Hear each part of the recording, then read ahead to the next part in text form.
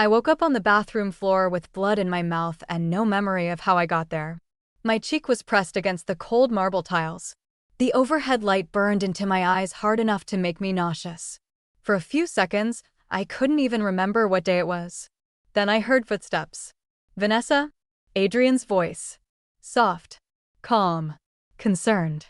Too concerned. The bathroom door swung open, and my husband rushed toward me wearing gray sweatpants and that worried expression he had perfected over the past 2 months. "Oh my God," he whispered, kneeling beside me. "You fell again." Again. That word hit me harder than the headache pounding behind my eyes. I pushed myself upright slowly. My body felt heavy, like I had been drugged. "You fainted," Adrian continued gently. "You scared me." I don't remember falling. That's the 3rd time this week. Something about the way he said it made my stomach twist. Not scared. Prepared. Like he'd rehearsed it. He helped me stand, gripping my arm tightly enough to hurt. "You need to rest," he said. "I'm serious, Vanessa. This is getting bad." I stared at my reflection in the mirror. Pale skin. Dark circles under my eyes. Cracked lip. And fear. Not fear of being sick. Fear that something was very wrong. 3 months earlier, my father died and left me control of Blackthorn Estate, along with his financial holdings. $33 million in assets, properties, investments, and antique collections. I'm a forensic accountant. Numbers are my language. Patterns are my instinct. Which is why what was happening to me terrified me even more. Because my mind was slipping. Or at least, that's what Adrian wanted me to believe. At first, it was little things. Misplacing my keys. Forgetting conversations. Leaving the stove on. One morning, I found my diamond bracelet in the freezer. Another night, I woke up in my car outside a grocery store parking lot with no memory of driving there. Every single time, Adrian was there to comfort me. "You've been under stress. You're grieving. You need to slow down. You can trust me." That last one always lingered in my head. "You can trust me." I used to. God, I used to trust him with everything. Adrian Cross had this way of making people feel safe. Smooth voice. Steady eye contact. Patient smile. The kind of man who remembered birthdays and opened doors. The kind of man who made tea every night for his exhausted wife. Chamomile tea. Every single night. I should have known. The headache started around the same time as the tea ritual. Sharp migraines that blurred my vision. Sometimes I'd lose entire hours. One afternoon, Bianca came over to check on me. Bianca Reed. My best friend since college. She hugged me tightly the moment she walked in. "You look exhausted," she said. I laughed weakly. "That obvious?" "Yes. Honestly, Vanessa, you need help." The way she said help made my chest tighten. Adrian walked in carrying tea. "Chamomile," he said softly. "For both of you." Bianca gave him this look. A quick look. Fast enough that most people wouldn't notice. But I notice things for a living. It vanished almost instantly. Then Adrian handed me my cup. "Drink," he said gently. That night, I blacked out before 10. The next morning, I found my father's gold watch missing from the safe in my office. I tore the room apart looking for it. Adrian stood in the doorway watching me panic. "You already moved it yesterday," he said carefully. "No, I didn't." "Yes, you did." "Vanessa, you forgot again." Forgot again. Those words were becoming chains around my neck. I started writing notes to myself after that. But somehow, even the notes disappeared. One morning, I found an entire page ripped out of my journal. Another time, my handwriting appeared on a grocery list I never remembered making. I began questioning my own mind. And that terrified me more than anything. Because if I couldn't trust myself, what did I have left? Then came Friday night. The night everything changed. Adrian always went to the gym for 2 hours every Friday evening. Like clockwork. The moment he left, I went into our bedroom looking for painkillers. That's when I noticed his gym bag half open beside the closet. I almost ignored it. Almost. But something pulled at me. A feeling. An instinct. I walked over slowly and unzipped the side compartment. Inside was a tiny blue glass vial. No label. No prescription. Just blue liquid. My pulse started hammering. I unscrewed the cap carefully and smelled it. Nothing. No scent. My hands were shaking now. I don't know why, but deep down, I already knew that vial had something to do with me. When Adrian got home, I acted normal. That was the hardest part. Pretending. Smiling. Kissing him hello while my heart was beating out of my chest. That night, he made the tea again. "Drink," he said softly. I stared at the steam rising from the cup. Then I looked at him. "You're not having any?" "I already did." "Lie." His mug was untouched. I smiled slowly. "Can we switch?" "Yours smells stronger." For the first time in weeks, Adrian froze. Just for a second. But I saw it. "Oh," he laughed lightly. "They're the same." "Then switch." His eyes locked onto mine. The air between us turned cold. Then suddenly he smiled again and slid his mug toward me. "Of course." I picked it up calmly and took a sip. So did he. We spent the next 20 minutes watching television in silence. And then Adrian collapsed. His body hit the couch hard. My entire world stopped. I stared at him breathing heavily against the cushions, completely unconscious. Not sleepy. Unconscious. My hands began trembling so violently I nearly dropped the cup. "Oh my God," I whispered. I stood there staring at my husband for what felt like forever. Then I finally said the words that changed my life. "You were poisoning me." If you're enjoying the story so far, subscribe right now because I promise you, this only gets darker from here. I wish I could tell you I called the police immediately. I didn't. Because fear does strange things to you when the person trying to destroy you sleeps beside you every night. Instead, I dragged Adrian's body farther onto the couch and grabbed his phone from the kitchen counter. Locked. Of course. But Adrian always reused passwords. Always. I typed my birthday. Denied. I typed our anniversary. Denied again. Then I typed my father's birth year. The screen unlocked. And my blood turned cold. There were hundreds of deleted messages. Most between Adrian and someone saved only as B. My stomach dropped. "Bianca." One message read, "She's getting worse faster than expected." Another, "Doctor says we need more documented episodes." Another, "Once competency hearing is approved, everything transfers." Everything transfers. My chest tightened so hard I could barely breathe. Then I opened the photo gallery. At first, it looked normal. Pictures from dinners, trips, events. Then I saw videos. Dozens of them. Me crying. Me stumbling. Me confused. Me forgetting things. Videos secretly recorded inside our house. My hands shook harder with every clip. And then I heard something. A tiny buzzing sound above me. I looked up slowly toward the smoke detector in the corner of the living room. A small blinking light reflected back at me. No. No, no, no. I grabbed a chair and climbed up fast, nearly falling in the process.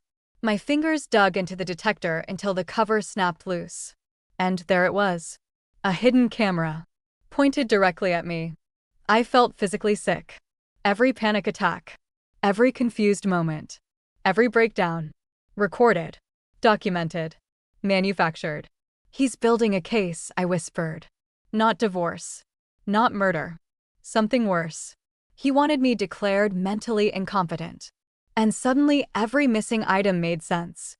Every strange moment. Every carefully timed headache.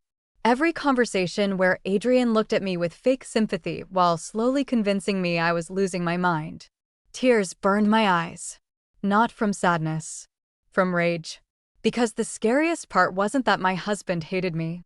It was how patiently he had planned it. I barely slept that night. Every sound inside the house made me jump. Every creak in the hallway felt dangerous. Adrian finally woke up around 3 in the morning, groaning softly as he sat upright on the couch. "What happened?" he muttered. I forced myself to look confused. "You passed out." His eyes narrowed instantly. "For how long?" "Maybe an hour." He stared at me carefully, like he was calculating something. Then he rubbed his forehead and laughed weakly. "Guess I overtrained at the gym." Liar. I wanted to scream the word directly into his face. Instead, I smiled. "You should rest." The next morning, I took the blue vial to a private lab contact I trusted. 2 hours later, he called me personally. Vanessa, he said carefully, where did you get this? My grip tightened around the steering wheel. Why? There was silence. Then, this is a powerful sedative. Repeated exposure can cause memory impairment, confusion, cognitive decline, blackouts. My throat tightened. How much exposure? Depends on dosage. Why are you asking? I hung up. Because suddenly I couldn't breathe. 91 nights. 91 nights of tea. 91 nights of headaches. Memory loss. Confusion. Fear. My husband had been dismantling my mind piece by piece. And the worst part? It was working. By the time I got home, Adrian was in the kitchen cooking dinner like nothing had happened. He smiled warmly when he saw me. There you are. I almost broke right there. Because people imagine monsters looking monstrous. They don't imagine them smiling while stirring pasta sauce. You okay? He asked. I nodded slowly. Just tired. His eyes studied me carefully. Always studying. Always watching. That night, I pretended to fall asleep early. Around midnight, I heard movement beside me. I kept my breathing steady. Then I felt him sit up. A soft click. I opened my eyes the tiniest bit. Adrian was holding his phone over me. Recording. My chest nearly gave me away. He whispered softly into the camera.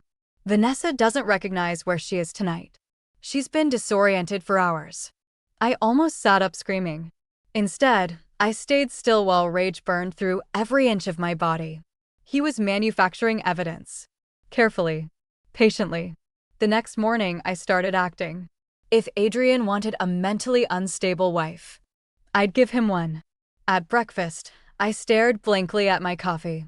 What day is it? I asked quietly. Adrian looked almost excited. It's Tuesday. Oh. I pretended to panic suddenly. Wait, did I miss Dad's funeral? His eyes flashed. Tiny. Quick. But I saw it. No, Vanessa, he said softly. That was months ago. I started fake crying. And my husband pulled me into his arms while secretly enjoying it.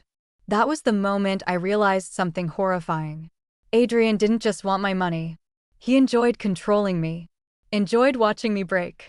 That afternoon, I contacted the only person I thought might actually help me. Raymond Cole. Retired detective. Former financial crimes investigator. My father trusted him for years. We met inside a small diner across town. The moment I sat down, Raymond studied my face carefully. You look terrified. I think my husband is drugging me. Most people would have looked shocked. Raymond didn't. Instead, he leaned forward calmly. Tell me everything. So I did. The tea. The blackouts. The camera. The videos. The fake concern. When I finished, Raymond's jaw tightened. You said you inherited control after your father died? Yes. How much? 33 million. He nodded slowly. There it is. I swallowed hard. You believe me? Vanessa, people kill family for $10,000. 33 million. He leaned back. This isn't paranoia. This is strategy. A cold chill ran through me. Then Raymond asked the question that shattered me completely. Who else knows about your condition? I frowned. Bianca. His expression darkened instantly. Anyone else? Adrian's mother. A specialist named Dr. Victor Kane. Raymond became very still. Do not trust any of them. Something inside me cracked. No, I whispered. Not Bianca. But deep down, I already knew. That evening, I cloned Adrian's spare phone while he showered upstairs. It took less than 4 minutes. 4 minutes to destroy my entire life. The messages started flooding and almost immediately. Bianca. She's getting suspicious. Adrian. She won't remember enough to prove anything. Bianca. What about the competency hearing? Adrian. Kane's handling it. My hands shook violently scrolling through the messages. Then I found voice notes. I pressed play. Bianca's voice filled the room. You need to increase the dosage. She's still too functional. I stopped breathing. My best friend. My best friend was helping my husband poison me. I dropped the phone onto the bed and covered my mouth as tears flooded my eyes. Not because she betrayed me. because suddenly every memory with her felt fake. Birthdays, vacations, secrets, all poisoned. Just like the tea. Then another message appeared. Adrian, once we transfer the estate assets, we can liquidate the jewelry through Port Ashford. Bianca. And Vanessa? Long pause. Then Adrian replied, she'll be institutionalized before the year ends. I felt physically sick. Institutionalized. Not divorced. Erased. The front door suddenly opened downstairs. I panicked and shoved the phone back into the drawer just as Adrian walked into the bedroom. You okay? He asked. I nodded too quickly. He stared at me, then smiled slowly. You've been crying. I miss my dad. That part wasn't even a lie. Adrian sat beside me gently. You know I'd never let anything happen to you, right? I looked directly into his eyes. And for the first time, I saw absolutely nothing behind them. No warmth. No guilt. No love. Just calculation. That night, I locked myself in the bathroom and cried silently into a towel so he wouldn't hear me. Because there's something deeply terrifying about realizing the person beside you has been pretending for months. Maybe years. I started replaying our entire marriage in my head. Was any of it real? Did he ever love me? Or was I always just access? The next morning, Margaret Cross arrived unexpectedly. Adrian's mother. Perfect hair. Perfect pearls. Perfect smile. Vanessa, she said sweetly, kissing my cheek. How are you feeling today? Fine. Her eyes flickered toward Adrian. They exchanged a look. There it was again. Those silent conversations happening right in front of me. Margaret took my hands gently. Honey, we're worried about you. I forced myself to stay calm. I'm okay. You forgot your father was dead last week. Fake. Manufactured. Recorded. I wanted to scream. Instead, I whispered. I've just been stressed. Margaret smiled sympathetically. You know Adrian only wants what's best for you. The way she said it made my skin crawl. Then she slid a folder across the table. Legal documents. Estate management transfer forms. My pulse spiked instantly. Oh no, I laughed nervously. I'm not signing anything right now. Margaret's smile tightened. Maybe that's for the best. Adrian stepped in smoothly. Mom. No, she said softly. She's clearly overwhelmed. Overwhelmed. Not capable. Not stable. They were building the narrative together. Piece by piece. And suddenly I realized something terrifying. I wasn't watching a plan begin. I was watching the final stage unfold.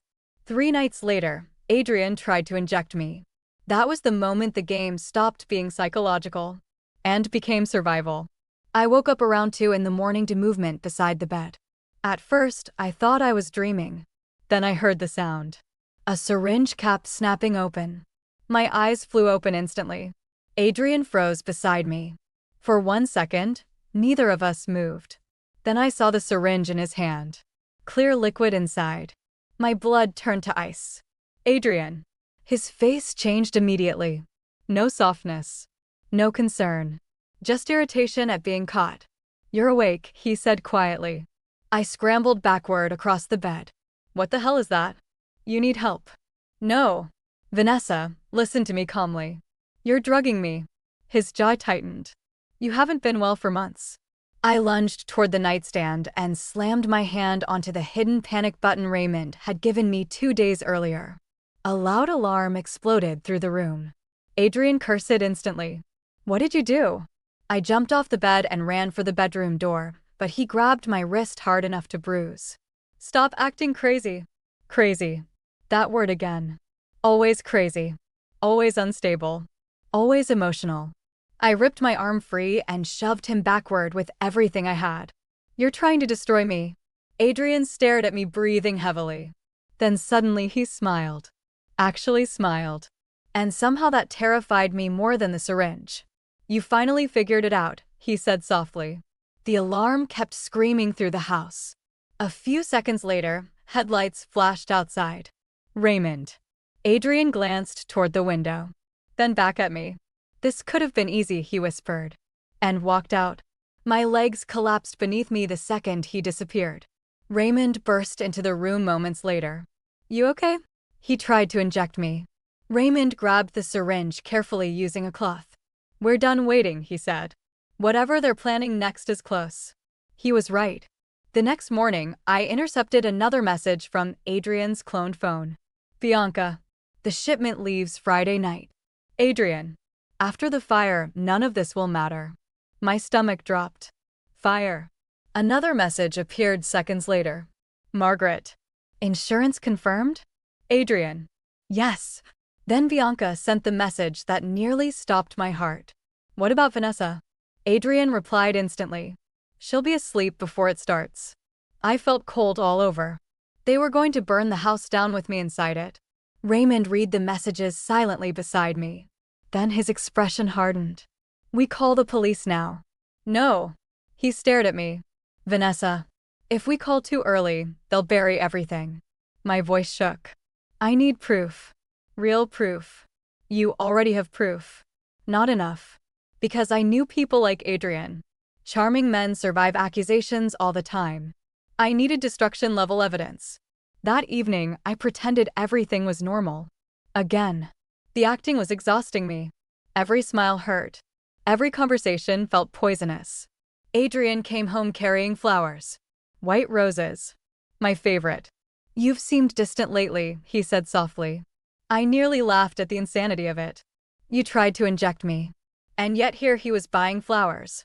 "I'm just tired," I said quietly. He studied me carefully. "You scared me last night." I stared at him in disbelief. "I scared you. You've become unpredictable." The manipulation was so smooth it almost worked. Almost. Then he stepped closer and touched my face gently. "You know I love you, right?" There it was again. That performance. That terrifying performance. Because for half a second, part of me still wanted to believe him. That's the cruelest thing about loving someone dangerous. Your heart keeps searching for the person you thought they were, even after the mask falls off. That night, Bianca came over unexpectedly.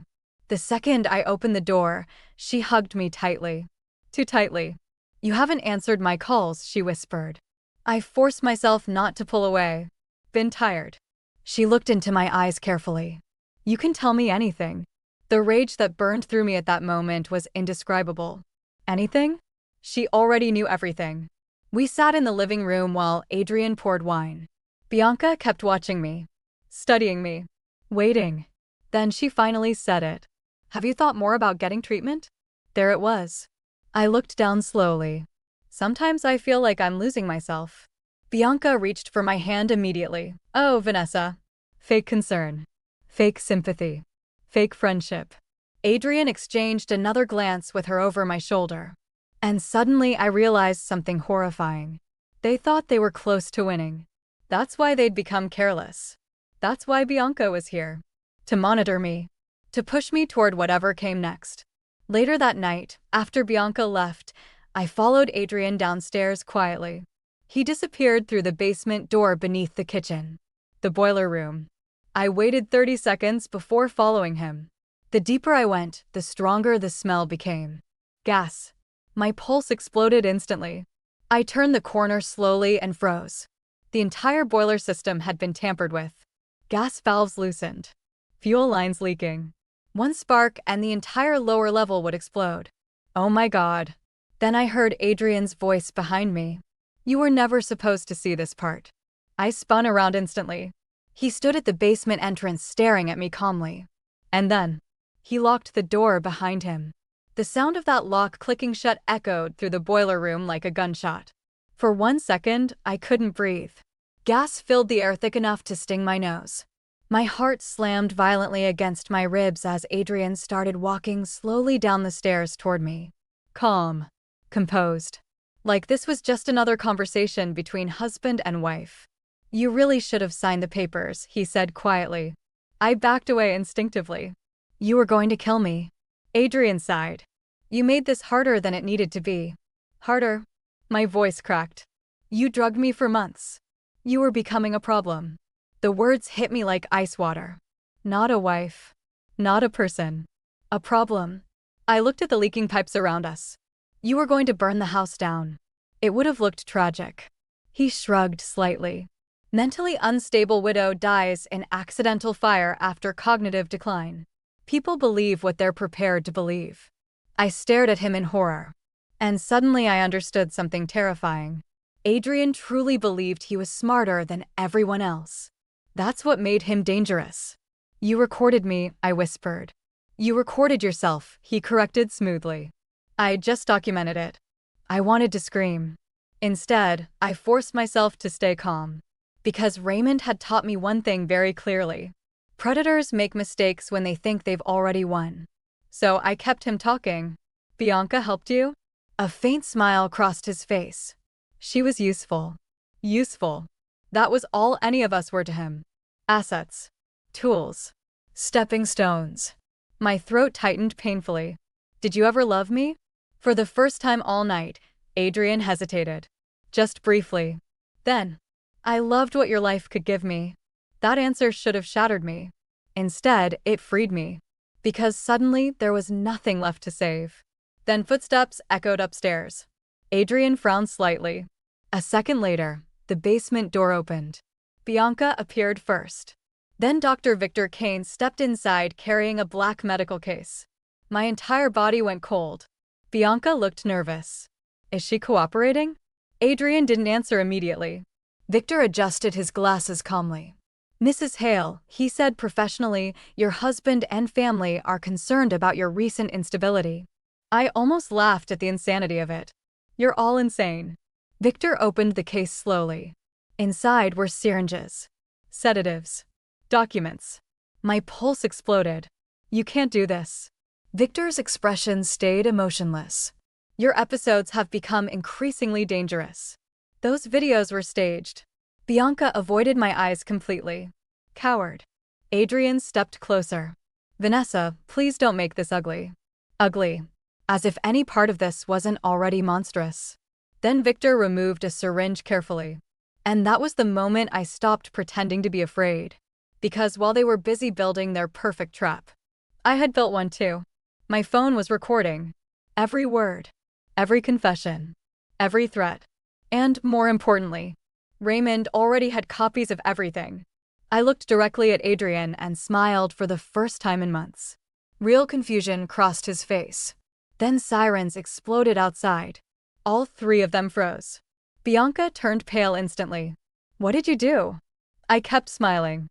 Adrian's calm mask cracked at last. You called the police? No, I said softly. I called everybody. Headlights flashed through the basement windows. Voices shouted upstairs. Doors slammed open. Victor cursed under his breath instantly and grabbed his case. Bianca panicked. We need to go. But Adrian stood completely still staring at me. And for the first time since this nightmare began, he looked afraid. Police stormed downstairs seconds later. Don't move. Chaos exploded instantly. Victor tried to run. Bianca burst into tears. Adrian slowly raised his hands while staring directly into my eyes.